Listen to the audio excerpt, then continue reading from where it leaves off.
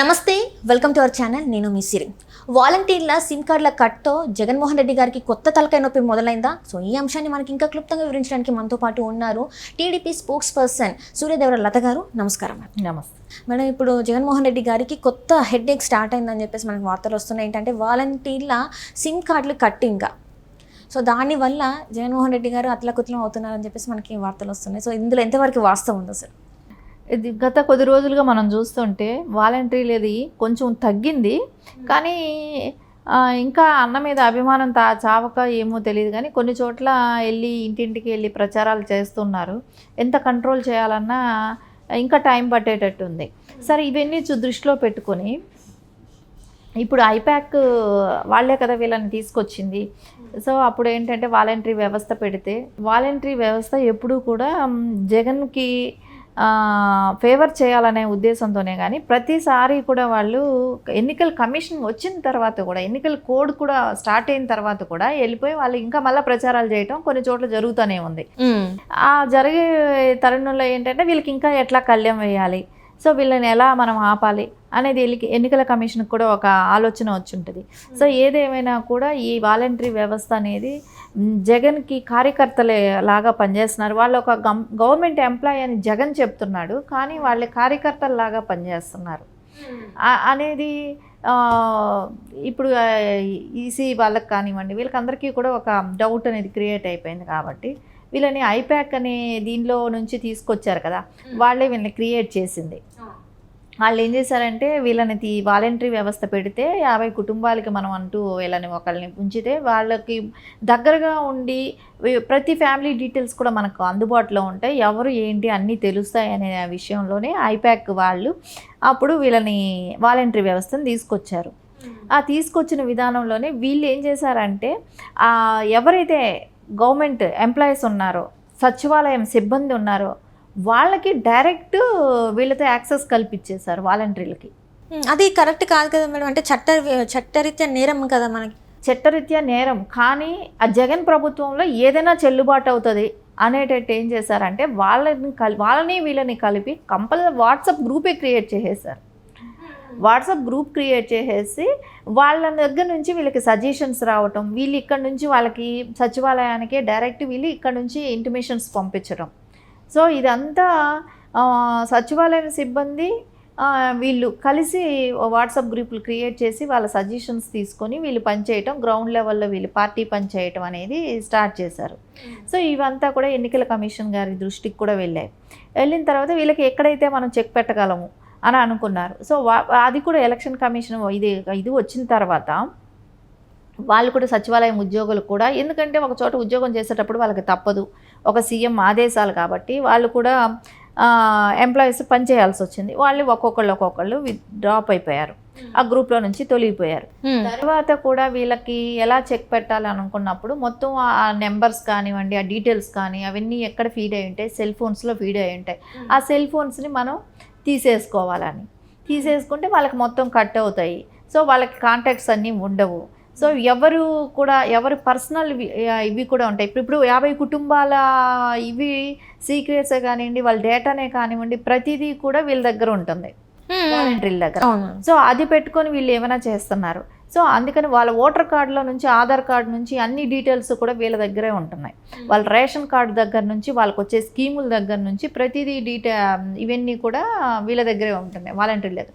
So అందుకని అది తీసేసుకోవాలనే దాంతోనే మొత్తం సిమ్ కార్డులన్నీ తీసేసుకోవటం జరిగింది. సో అవన్నీ డిస్మాంట్ చేసేసారు.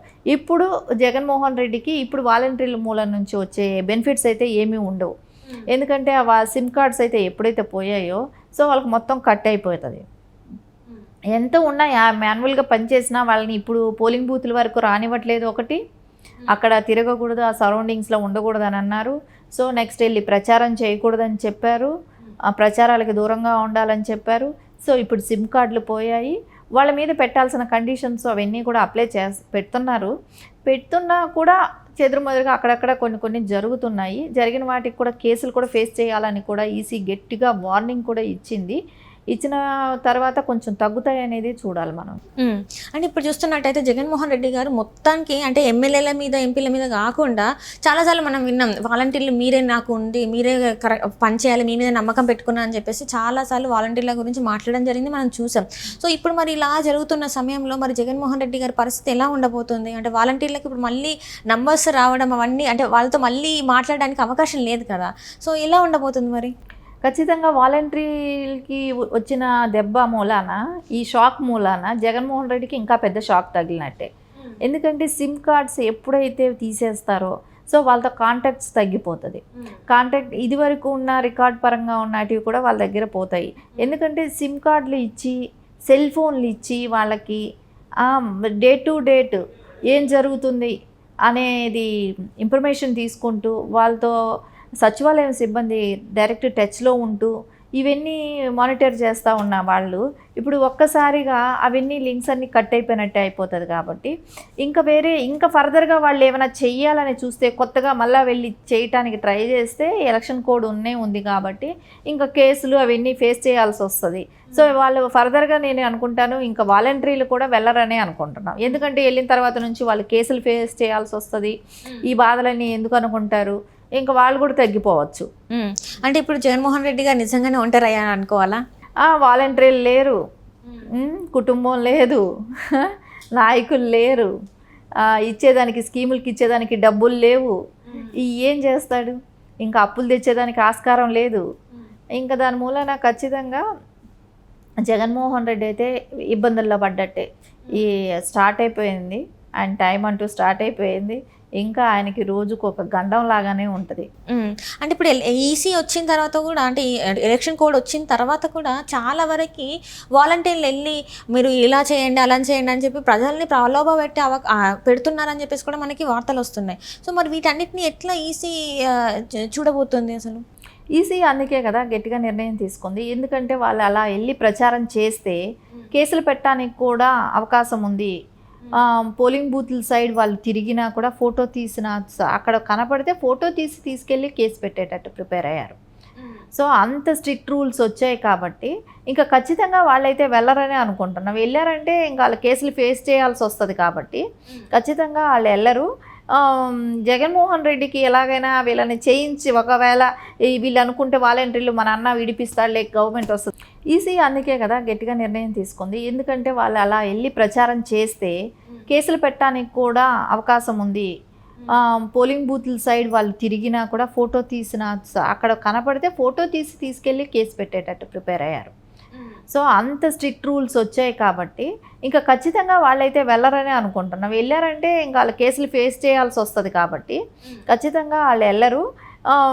జగన్మోహన్ రెడ్డికి ఎలాగైనా వీళ్ళని చేయించి ఒకవేళ వీళ్ళు అనుకుంటే వాలంటీర్లు మన అన్న విడిపిస్తాడు లేక గవర్నమెంట్ వస్తుందని అనడానికి ఆశ కూడా లేదు. కాబట్టి పబ్లిక్గా అందరికీ తెలిసిపోతుంది కూటమి కలిపిన తెలుగుదేశం పార్టీ అధికారంలోకి వస్తుంది అనేది అందరికీ తెలిసిపోయినప్పుడు వాళ్ళు కూడా వాలంటీర్లు కూడా ఖచ్చితంగా భయపడతారు కదా. రేపు పొద్దున ఎవరు మనల్ని హెల్ప్ చేసే వాళ్ళు ఉండరు. జగన్మోహన్ రెడ్డి ఆయనకి డబ్బు ఉండేవాడు, ఆయన ఎట్లాగైనా అయిపోద్ది, మన పరిస్థితి ఏంటి అనేది అయితే ఖచ్చితంగా ఆలోచిస్తారు. కాబట్టి ఇంకా వాళ్ళు కూడా వెళ్ళే ఆస్కారం ఉండదు.